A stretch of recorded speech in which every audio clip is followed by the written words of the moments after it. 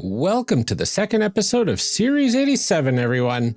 This month we have returning guest James D'Amato to learn about the game that he is co-designing with another previous guest, Drew Merzieski, called Cosmic Century Knights, a retro anime and JRPG inspired fantasy role-playing game. In today's episode, we start building our world and creating our characters. But before we get to that, we do have some calls to action coming up after the show.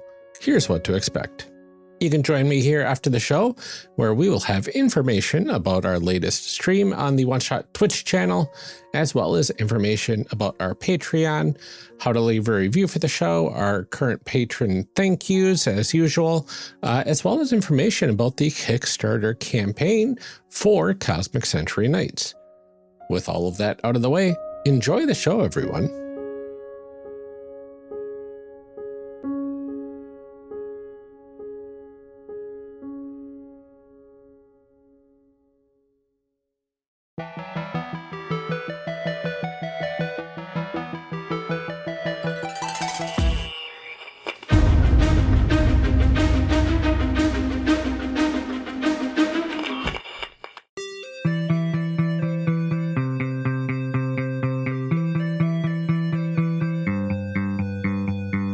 All right, we ready to rock? I'm ready. We are. Let's make some people. Okay. What do we need to do first, James? Well, before we do anything, I need each of you to roll 1d20. Ooh, 18. I got a 15. All right. We're going to start with 15. What we're doing right now is we're answering questions from the baseline world building list.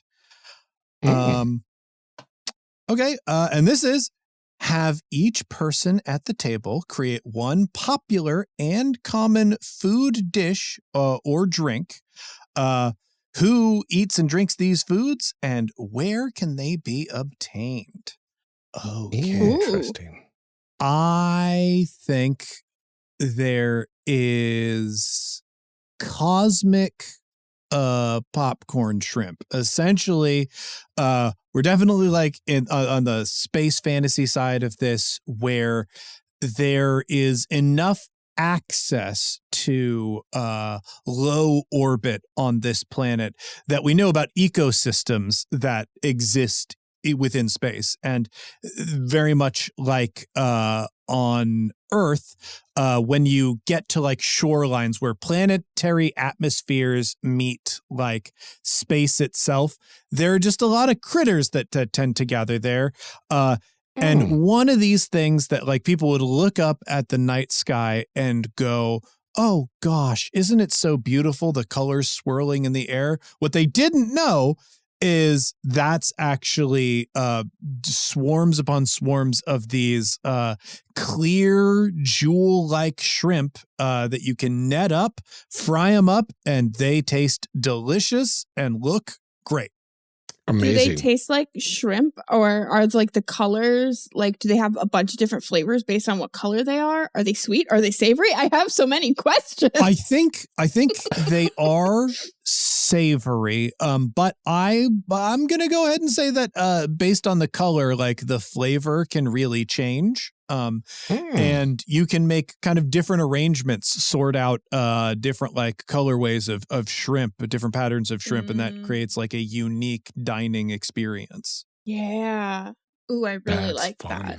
I really like that. And I'll say that's served mostly in cities, because like those will be the places on this world where they would have access to whatever vehicles or whatnot they're using to get high enough to get at these shrimp. Yeah. Okay. Volcanic barbecue. Ooh. It's a delicacy in areas that have volcanic activity or access to caves that have like flowing rivers of lava that are accessible. And they use the heat from the lava to cure and barbecue the meats, various whatever sorts of meats you can think of. And there's a special like, I don't know if it's like a odor or something that comes from the lava from inside of the planet that infuses the meat with something special that you can't get that flavor any other way. Sure. I love that. Yeah. Ooh, I really want some kind of like root beer float style thing. Okay. I want it. Ooh. I want it to be made with like clouds somehow. Ooh. Okay, so I in want this world, to be clouds made are out not. of ice cream. Yeah. Clouds are ice cream. are not just water. They're more delicious. And maybe are they solid enough that like you feel like you could like roll around in fluffy clouds like in this world like you actually can? Yeah, I think That's so. I think they're awesome. incredibly cold. I think that like the flavors vary by like region too. So like clouds like up around mountains are going to taste different. Huge question, Amelia, because we're starting to tie our world building things together. At times like a dawn and sunset, do the flavors of the cloud change because of the colors those clouds are? Yes. So light affects flavor. We know that now. That is like a big thing. Cool. All right, this next one is a 16, which I rolled. It is not an all play. It is, what is the most common domesticated animal used for food and for labor? And what is the most common domesticated pet? I think both labor and food. I like the idea of a creature that is kind of both plant and animal, almost like Venusaur style. Ooh. They've got like fruiting bodies on their back and whatnot. They're really powerful. They're not very fast. So these are more akin to oxes than they are horses. They're for heavy duty pulling, and they like photosynthesize a lot. And once again, the flavor of like the fruit that comes off of them is heavily impacted by the type of sunlight that they're getting. So they're really easy to keep. And it's like just a good sustainable way to feed yourself. Subsistence farming isn't like a very brutal thing. I also think they're probably common-ish in caravans. Like I said, they're not very fast. So these would have to be like slow-moving caravans. But if you've got like a traveling community of merchants and whatnot, having one of these big beasts around is like a great way. Like we don't have to worry about food. As long as we're in a region with a good amount of sunlight, we'll be able to eat when we get to wherever we're going. Yeah. That's lovely. And common domesticated pet. One of my favorite facts about cats, the common house cat, is that they are gnarly predators. And the proliferation of the domesticated house cat is like a horrible like extinction event for various types of songbirds because they are incredibly productive predators. They just like go through a lot. And Ryan knows all about that firsthand. Cats just showing up on your doorstep out of nowhere. Yeah. Yeah, the 5-foot door cats that we had. Many a birds. And because like space fantasy is a thing for this setting, I always, when I think about predators in space, I'm thinking, I guess ironically, about the xenomorphs from Alien and not the predators from Predator. I like the idea that there is a kind of house cat sized creature that is like a very brutal predator, but it like really likes to target pest animals, so we keep it around. that is like a kind of horrible xenomorph looking thing. And they're like kind of like ugly cute, sort of like Sphinx cats, where the horrible face beneath all of the fluffy fur on a cat is kind of revealed, and you can see them for what terrible monsters and living weapons they really are. I think like those are just the most common pet. So All right. people have like these horrible aliens like running around and they're not freaked out by them. There's like a huge segment of the population that goes, aren't they adorable? So is it like cat-sized insectoid style xenomorphy, exoskeleton-y? I think like very kind of skeletal. I think because they don't have fur, I feel like their skin is kind of like soft, almost like a dolphin's. And rather than being like the intimidating dark black, I think they come in like colors, like pastels. Oh, sure. Oh, okay. You've created like Lisa Frank aliens. Cats. Yeah, a Lisa Frank alien situation. If it was bigger, you'd be terrified of it. Like even just a little bit bigger. Like leopards aren't that huge, but like they're really terrifying. But it's like small enough that like, this is actually more of a problem for like birds and rats. And I don't really care about that.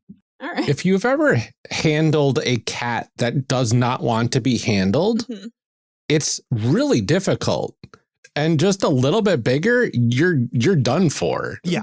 And they are kind of like, in some ways, like made of knives. When a cat like gets in situations where it like floofs up, I think it's got a lot of spikes that will like suddenly protrude or whatnot. But most of the kind, like a cat with claws, it's retractable. So like, and they definitely purr. I think it's like slightly more musical, but like they make a noise when they're happy. And like the Predator from Predator, they mimic too, because like the other thing about like the cat's meow is it like is supposed to sound a little bit like a baby crying. So they can, say things like, hey, Great. That's the most Amelia's common pet. But at least the clouds taste like ice cream. Yeah. What's the thing called? Oh God, I'm not going to name it. That's crazy. Why would I ever have a name on hand? There's no way we can reference this anymore. What about a Zork? Zork, a Zork. All right. I like that. Which brings us to Ryan. Ryan, the question is, who is capable of traveling off-world? Is it common or rare? And what is the closest place that people tend to travel to? I think this one's mine because I had the 18. Oh, right? you had the 18. Excuse me. You had Ryan's the food Ryan's was the food one. Okay, there you go. What is the closest? What is who is capable of traveling off-world? Is it common or rare? And what is the closest place that people travel to? I think I want it to be rare. Because I think maybe there's not really a good place close to travel to. So it's like happened before, but is it like rare to the point like there are only a couple voyages a year, or has it been years since anybody has tried to do any sort of inter-heavenly body travel? I think it's more like a couple times a year. It's like people will go or emigrate or whatever, but it's not like people are just going for a vacation, because I think it's a long distance and it's like a rough, it's like a couple weeks or a month of travel, or I don't know, whatever. Sure. And so is this like a going to Mars from Earth sort of situation where it's like, it's pretty much a one-way trip? Yeah. You go there and I don't think people come back really. Okay. I think, it's not common. You go there like if you need to. Then is this place that people visit like a city colony type thing on like a nearby planet? Is it like a moon base? I think I would think of it more as like a resource colony kind of a thing. Like there's something there that like we can't really get easily, but it's a huge hassle. Okay, right. Mm-hmm. cool. Interesting. We do know, though, at the very least, something goes up and harvests the shrimp. Well, the shrimp are like kind of They're, low, like, in the like atmosphere. low Earth Low orbit to orbit, like right? still Yeah. some atmosphere. So like At the ice cream cloud level-ish. No, I think they're up they might above- they're, be like, launched from the stratosphere. ice cream cloud level because it's like it's higher than the ice cream cloud level. But like Wonder definitely if those shrimp there's come down and nibble on some clouds from time to Yeah, I time. think the shrimp And- eat the clouds for sure. And we've established that like that's most common around cities. So it's probably something that like takes some doing infrastructure wise to Yeah. get at. Mhm. The cities are the only places buildings tall enough to launch the nets off of or something. I don't know. Yeah, I don't know how imagine you it's just like harvest shrimp. a lot of resources or technology to like launch Right. some sort of ship or collector or elevator. To like or whatever blind up the there. shrimp with laser pointers and Well, I mean, they might attract them with laser pointers because I They- think they they might. like eat light or whatever. right. So Well, so I mean, maybe that's part of why cities as well, because they have a lot of light, so they tend to kind of Oh. be all right. more present around cities. Well, with that, we have the foundation for our setting, and we're ready to begin making our knights. Amazing. So, the first thing that I'm going to ask y'all to do is I need everybody to roll from D6 up through D20, one of each die, save for the D percentile, and you'll roll your D20 3 times. You're going to write down those results. I will ask you for them in a little bit. If you get doubles, you can re-roll the higher die so you don't have a double result. 1d10, right? So yeah, it's 1d6, 1d8, 1d10, 1d12, and 3d20. It's very satisfying. Oh, you roll them all at once. Look at you. I do. Okay.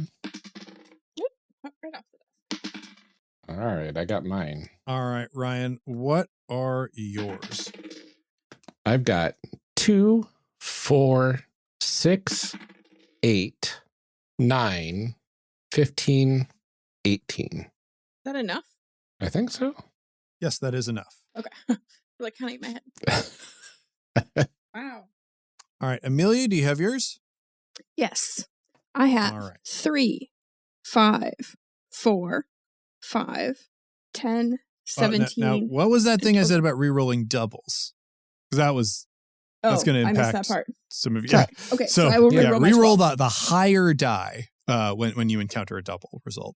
Okay, so let's do 3, 5, 4, 7, 10, 17, and 2. Excellent. Okay. So, what we're going to do is define the aspects of our character. When you make a character in Cosmic Century Knights, you are not just making the person that you are playing as, you are also making their blade. So the aspects are divided between things that will define your knight and things that will define the blade that your knight wields. I have 7 different D20 lists of different things that I will read off. So if we were playing this just as a friendly group, everybody would be able to look through the book and really get granular and decide which choice they want to make first based on their results. We're going to do this actual play style, which means as a group, we're going to identify which aspects are most interesting to us as a group, and we will address them all together one at a time. That technically limits you from certain results, but it is much faster than doing it the other way. Mhm. Okay. So the different aspects that we are going to define are the lineage of the blade. because the Cosmic Blade fell 300 years ago, there is a chance that someone has used your sword before you. Lots of baggage could be attached to it. It might have a reputation based on previous knights that wielded it. It might be connected to special privileges or responsibilities based on its history. So that's lineage of the blade. Then we have background of the wielder. That is, what did your character do before they took up a blade and became a knight? There is the style of the blade. That's more or less the silhouette and shape of your sword. It determines one sword type from another. Then we've got the birth of the wielder, which, as I explained earlier, this is your opportunity to make wacky fantasy peoples. If you want to be something other than human, that's where you would look. Then we've got appearance of the blade. This is what a blade is made out of, how it is decorated, cool, special little touches on the construction of the sword itself. Then we have the desires of the knight and the desires of the blade. So your knight has like kind of a core motivation about them, and so too does their sword. So with that, you will be determining how good of partners you and your sword are. Some swords can talk and have personalities, and others don't. They sort of have like a lingering desire within the strange metal that makes up their composition. So based on those, what aspects do you guys find most interesting? Because we'll choose one to do first, and that will be the one that you have the most options for. Yeah, because once you use one of your numbers, you cross it off, then that number's done. Okay. And the higher the numbers, the more unique wild and weird the and results unique. are. Yeah. And the lower numbers are not exactly detrimental, but like they'll add angst or struggle, that sort of thing. I rolled a lot of low numbers. That's great. So which aspects between lineage of the blade, background of the wielder, style of the blade, birth of the wielder, appearance of the blade, and desires of the knight and blade, what's calling to people? I'm looking at like birth of the wielder for the most options, because there's a lot of interesting things there. Yeah. All right. With your results in mind, I am going to read off the options that we have for every single result. And you just think about which one of these sounds most interesting to you. So for our group, we have one, and that starts with cursed. You and your kin suffer the unfortunate effects of a supernatural curse. It causes you to look different than most sapients and may even cause you pain and suffering. 2 is evanescent. Your lifespan is considerably shorter than most sapients. You grow, age, and learn quickly, but the price for that speed is a life that feels unjustly fleeting. 3 is monstrous. Others not of your birth would consider you to be a monster. Not only are you big and scary, but you possess some minor ability that others fear that you could use to harm or deceive them. While others of your birth may have taken a path of malfeasance, you have not. For 4, we have small folk. You are notably smaller than most other sapient creatures. Many places are built for bigger folk and inconvenient to you, but you can easily get by with less. For 5, we have beast folk. You are a humanoid that shares traits with one or many animals. Your people have built their own civilization and culture, but look starkly different from humans. You might have fur, scales, claws, fangs, or other bestial traits. 6 is underfolk. You hail from the depths beneath the earth. Caverns, tunnels, and halls of the underground are where your people built their civilization. You can journey anywhere, but home will always be dark and enclosed. For 7, we have plant folk. You have more in common with flora than fauna. with features like leaves, petals, bark, and sap. You can still walk and talk like many other sapients, but your needs and perspectives are often radically different. For 8, we have aquafolk. Your people hail from water, salt or fresh. Oceans, seas, and lakes and rivers run in your blood. You might have gills and share traits with marine animals. Then 9 is elemental. Your lineage has been forged from the primordial forces of nature and cosmos. Choose an element from the element table, which I will bring up if somebody makes this choice, and describe how you are an amalgam of humanoid form and such forces. And we have a 10, giant. You tower over most sapients, easy to spot in most crowds. While many marvel at your perceived might, few understand how difficult it is to navigate places that are built too small for you. And 11, we have Shining One.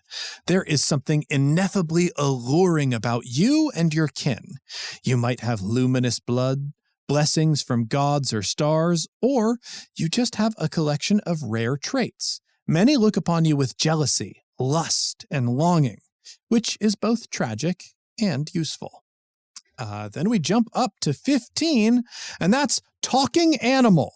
You're smarter than the other animals. This distances you from them, but also from the humans whose speech you share. Caught between two worlds, you begin your adventure. 16 is Star Wanderer. You are not of this world. You come from the stars.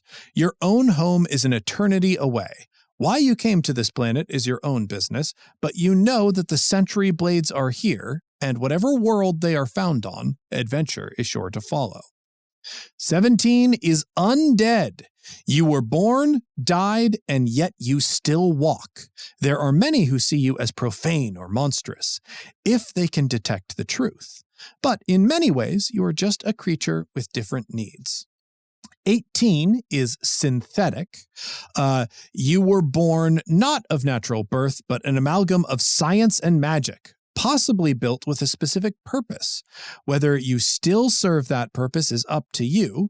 Your body is made of unliving materials like stone, clay, metal, or wood, but you know you have the spark of anima within you and a prime sentience attached to it. And I was lucky enough to roll a 20 divine. Ooh. You are an aspect of a divine being or god in mortal form. Your body may have humanoid qualities, but you are the embodied expression of something profound. So, based on those, what is calling to people? So obviously, And I should point out, before we make our choice, each aspect also includes a null option, which if you heard all of those options and none of them appealed to you or you want to stay simple, you can choose the null option, which is unremarkable human. And you can retain all of your numbers for future aspects. Mm-hmm. Okay. Yeah, I mean, obviously the one that calls to me is undead, but like, do I want to use my one high number right now, right away on the very first thing? Hey, if something's calling to you, it's calling to you. I know. It's a tough one, right? It's a tough choice for me. Because it's like, this is my big number. What am I missing out on if I use it here? But what are you missing out on if you don't use it here? Being undead, obviously. Exactly. It's very clear what I'm missing out on if I don't use it here. I think I'm going to use my 2 and I'm going to go evanescent. Ooh, that's interesting. This was birth, right? No, or background. Sorry. Which one did we? This is birth. Okay. Birth of the Weilder. And I know how to spell evanescent because I was a teen in the early 2000s. You know, I am leaning towards talking animal. Ooh. Of course you are. Shocked. Just because we've established 2 animals already.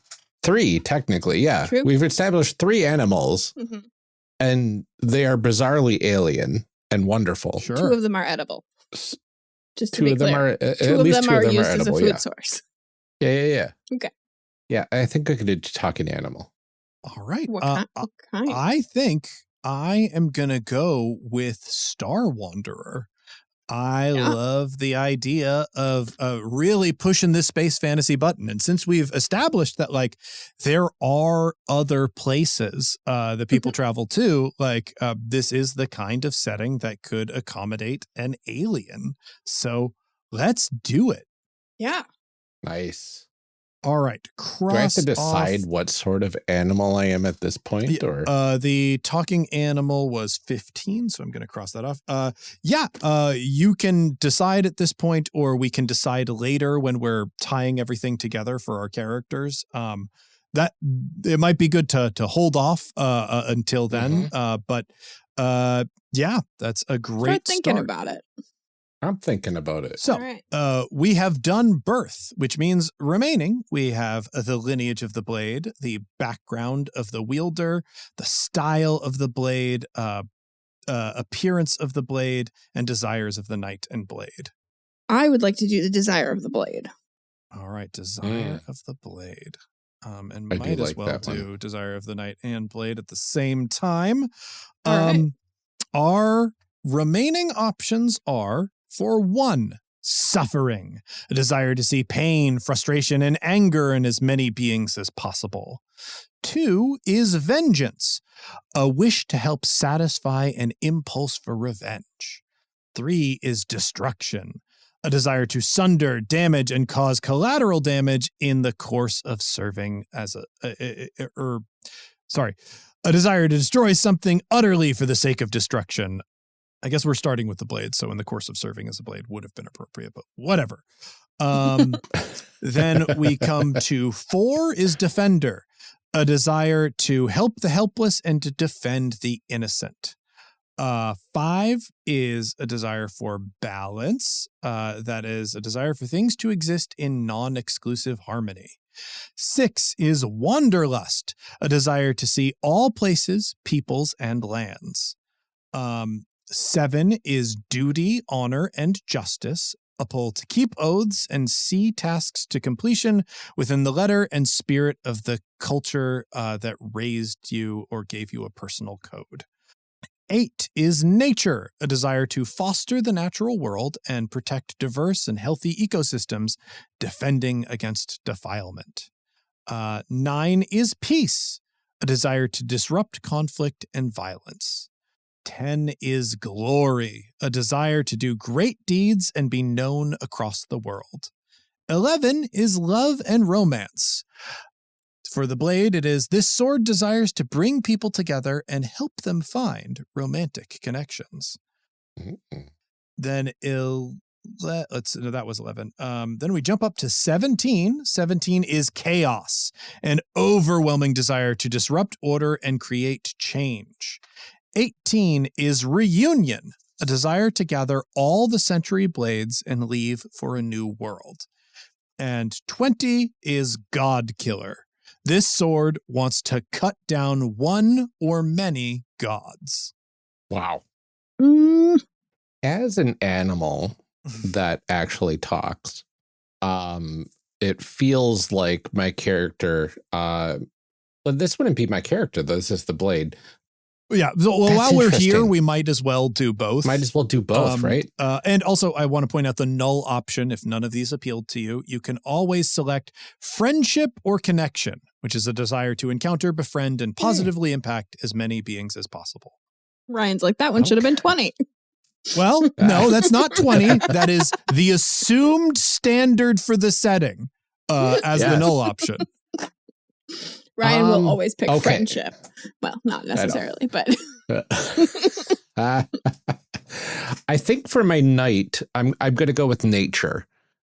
Being that animal, like in between that makes type sense. Character, wanting to protect the natural world and its ecosystems seems really natural for my knight out there. So now I got to figure out what my blade wants. I kind of want, because I like writing down the little options as we're going. I want one to be balance and one to be chaos. Oh, sick. Yeah. So now it's just the question of which one's which. Right. While Amelia's thinking, I think for my blade, I'm definitely going with vengeance. This I love sword wants revenge. Mm.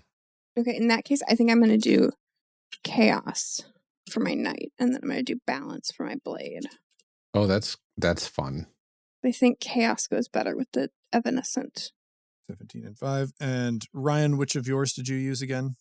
So I used 8 for my knight, and I think I'm going to, I don't want to use, I think I'm going to go with my 4 defender for my sword, for my blade. I'm going to go with 4 for my knight, my 7 duty, honor, and justice. So my alien is a nice alien. Just trying to help people in a lawful sort of way. Yeah. All right, what do you want to do next, James? Because Ryan picked one and I picked one. I think let's get some sword stuff going in here. Yeah. We are going to go with style of the blade. All right, let's hear Nice. it. So, for 1, we have double-edged one-handed sword, broadsword, like a Xiphos, Gladius, arming sword, or Viking sword. Then we've got 2, a single-edged one-handed sword. It would be like a falchion, a khopesh, or a falcata. 3 is double-edged two-handed sword.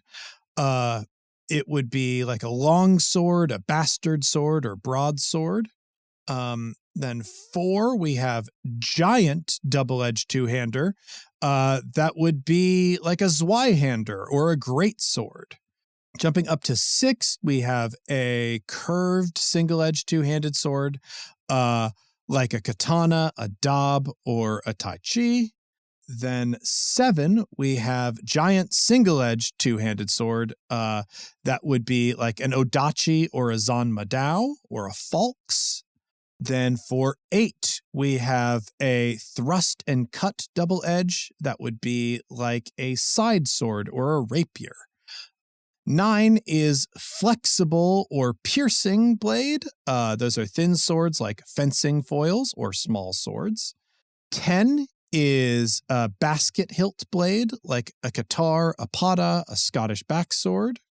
Then we have 11, an unconventional sword. It is an uncommon blade that some would hesitate to even call a sword at all. These can be whip swords, hook swords, or 7-branch swords. Jumping up to 18, we have mechanical, a blade with an engine at its center and moving parts to help it cut. And for 20, we have a plasma blade, a blade made of pure light or energy. This is hard because I personally do not know enough about swords. Yeah, and the null option for this is just basic. Whatever you think of as a sword, it's that. It's like a handle, it's an edge and a point. It's not much more than that. Mm-hmm. I think I am going to spend my 20 and I'm going to go with a plasma blade. Yeah, that checks out. I think that's a good spend. Yeah. I think I'm going to spend my 10 and I'm going to go with basket hilt blade. Does this mean I only have low numbers? Yes, but that's okay. Mm-hmm. I am trying to figure out what would work best using this blade with your mouth as an animal. Sure. What are your options right now? Like a falchion, a katana, a fencing foil, or an engine with moving parts mechanical blade. Dang. Like my first thought was maybe katana. Sure. Right? Yeah, that's pretty classic. I would. Yeah. We've seen plenty of anime and cartoons and video games where there's just some animal walking around with a katana in its teeth. Mm-hmm. Yeah, but a mechanical blade that could strap to my body, could be interesting. That could be interesting, especially depending on the type of animal that you're like starting to coalesce around. Yeah. Mm-hmm. Do I want to use my 18 for that? What do we got left? Lineage of the blade, background of the wielder, and appearance of the blade. Yeah. Gosh, I'm between katana and mechanical. Well, here's the thing. The advice that I give when people are stuck between two options, there are two conventional pieces of wisdom. If the higher option feels really interesting, you don't want to be confronted when you get to the other aspects and go, I wish I had used it sooner. But if you were truly unsure, if one doesn't really edge the other out, use the lower option, because you're probably going to have an exciting option down the road with your high result. That is true. I'll lean into my nonsense then, and I will go with katana. Yeah. That feels right. And that was what number? That was 6. 6. Okay. And 6s have been dealt with. All right. So now we are back. We have a lineage of the blade, background of the wielder, and appearance of the blade. Remaining, there might be one more. What is it? Yeah, appearance of the knight. It looks like we haven't done. No. The knight appearance is something that you will determine on your own. 1, 2, 3. Oh yeah, no. Yep. So it's just those 3. Yeah, it's just Got those 3. I only have 3 numbers. Okay. Now, what are you thinking, Amelia? Let's do background of the knight. Nice. All right. We have Go low numbers. yes. For 1, criminal or prisoner. You broke the law, and you must either elude capture for your crimes or serve your sentence. 2 is orphan. Life has dealt you a hard hand to play. Your rightful guardians were taken from you, and you likely have seen the hardest edges of this world. However, you can still be a hero and a guardian to others. 3 is merchant. You ran or were an essential part of a business of some kind. You could have traveled the world peddling wares or maintained an office in a city until a century blade called you to a new life. Then we've got 4 is an artist. You were a creative soul who practiced some kind of art, like painting, music, dance, or writing. You may still have passion for your art, but your blade gives you a new purpose. Jumping up to 7, we've got clergy. You lived a pious life of religious observance. You might have studied texts, led a congregation, or served in a monastery. Clearly, your deity has other plans for you as you have found a century blade. 8 is an outcast. You've lived your life on the fringes of society, thrown out because they never understood you. Now is your chance to show them that they were wrong and perhaps carve a better world. Then we have scholar. Life in libraries, buried in books, has given you a wealth of knowledge, whether you were an archivist keeping and organizing information, a researcher expanding the limits of knowledge, or a teacher sharing what you know. Learning has been your life. Now the hilt of a century blade opens new possibilities and courts unprecedented danger. That was 9. That's 9. Then 11 is royalty. Through law, lineage, divine mandate, or some combination thereof, you are born to rule. You could be a monarch or simply in the line of succession, but your blood entitles you to a throne. With a century blade at your side, you are a knight as well, giving you something in common with the greatest rulers in history, and perhaps even an ancestor. Then all the way up at 18 is transformed animal. You were once a wild animal with a less complicated intellect. You now have the form of a sapient creature. This world is much more complicated, but you are working to understand it while offering the simple wisdom of a life that you lived before your transformation. I'm going to use my 4. I'm going to go with artist. The 4s are done. I mean, transformed animal is almost on the nose for me. It but seems like almost a little too easy. Yeah. I do like the orphan thought for this character, though. Oh, sure. So I think I'm going to go orphan for my background. All right, and that was your number 2. All right, and I am going with 11. That's my last really high number, and that is royalty. I was clearly some kind of space prince. The story for this character is really starting to come together. Space Prince with a plasma sword. Mm-hmm. Call to action. Yeah, like that. I truly love this game. It is such a testament to everything that we love here on the show about character creation. It has the collaborative world building combined with character generation and a bunch of random tables and figuring out where you want to put dice. It's really good. The game sounds like it plays phenomenally. It has that sort of epic storytelling capability, and once we get to the advancement portion, you'll be able to see especially where this game shines in like a campaign setting. So really excited for us to get there, really excited to have this series out there for everybody. James is a phenomenal guest as usual. Really glad that he was able to reach out to us and have us cover this game, because it is such a joy, and you'll be able to see kind of how it all evolves going forward in the next episode for how our characters turn out.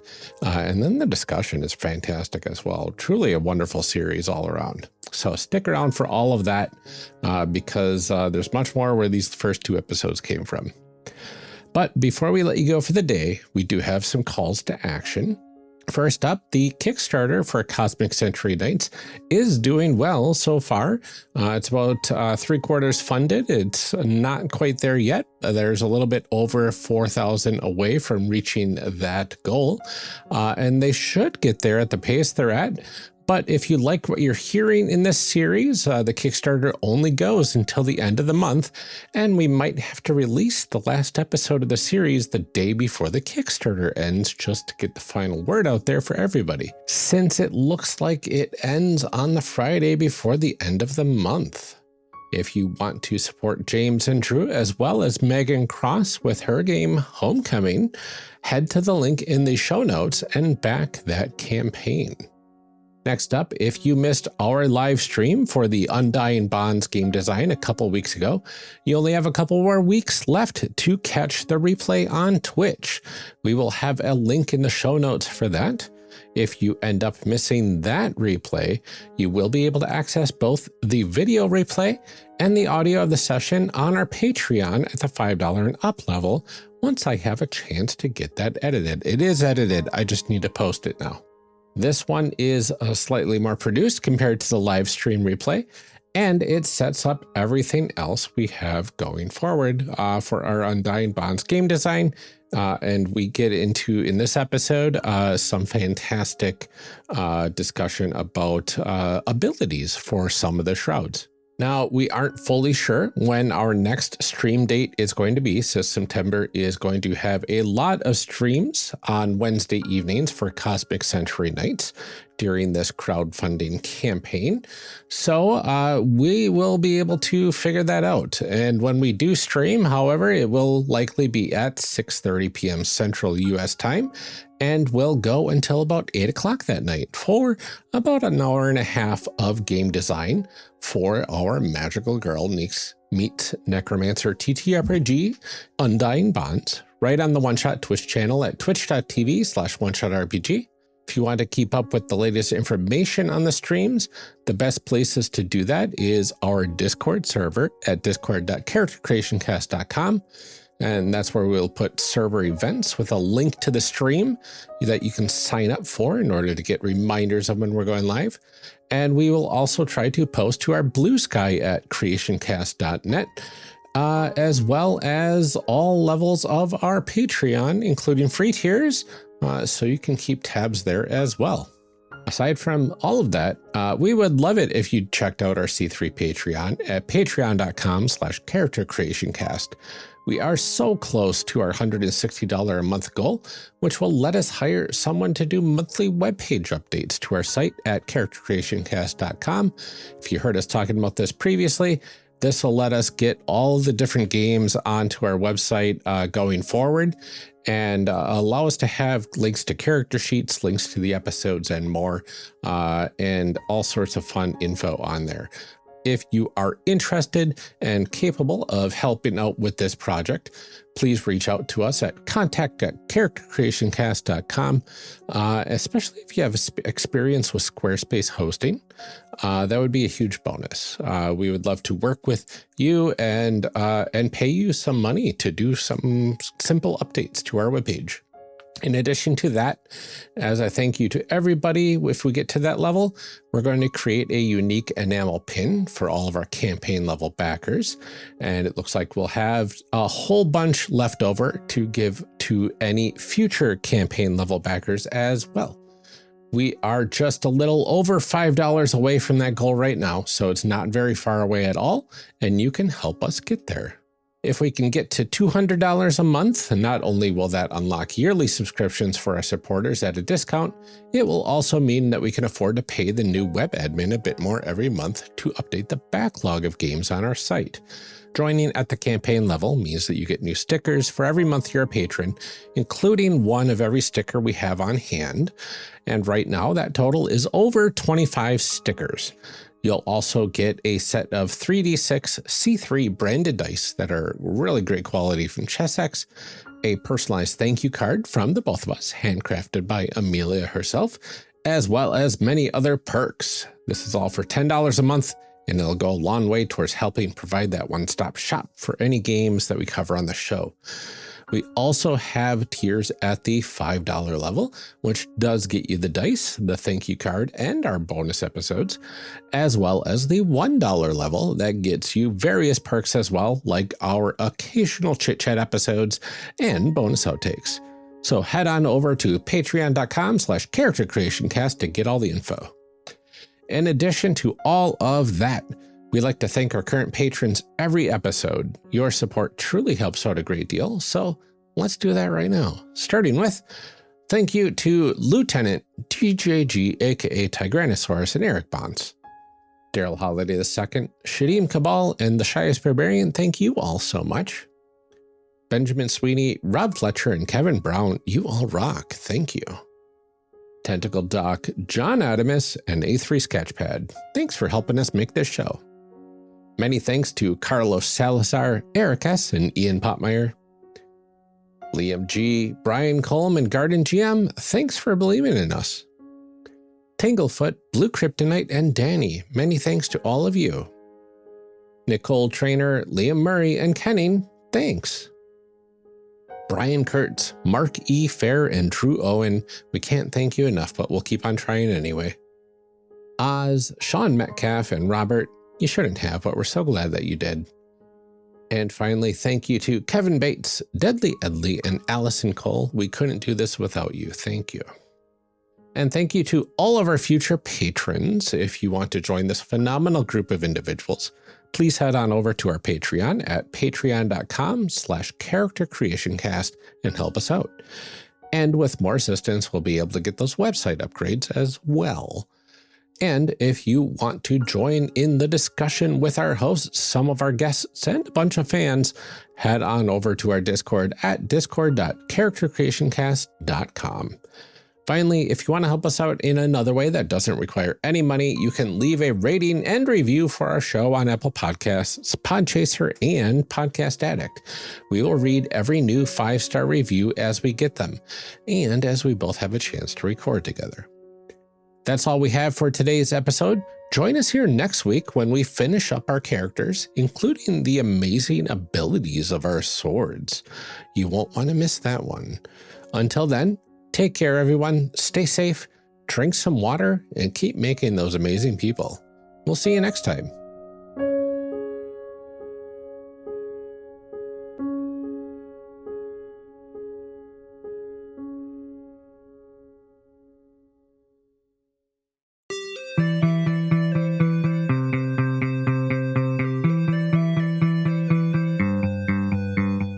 Thank you for joining us for part 2 of this character creation series. We'll be back in part 3, picking up right where we left off. Character Creation Cast is a production of the One Shot Podcast Network and can be found online at www.charactercreationcast.com. Head to the website to get more information on our hosts, this show, and even our press kit. Character Creation Cast can also be found on Twitter and Blue Sky at CreationCast, or on our Discord server at discord.charactercreationcast.com. I'm one of your hosts, Ryan Bolter, and I can be found on Twitter and Blue Sky at Lord Neptune or online at lordneptune.com. Our other host, Amelia Antrim, can be found on Twitter and Blue Sky at Ginger Reckoning. Music for this episode is used with a Creative Commons license or with permission from the podcast they originated from. Further information can be found within the show notes. Our main theme music is Hero Remix by Steve Combs and is used with a Creative Commons license. This podcast is owned by us under Creative Commons. This episode was edited by Ryan Bolter. Further information for the game systems used and today's guests can also be found in the show notes. If you'd like to support our show, find us on Patreon. Get access to bonus episodes, exclusive merch, and much more at patreon.com/charactercreationcast. Thanks for joining us. And remember, we find that the best part of any role-playing game is character creation. So go out there and create some amazing people. We'll see you next time.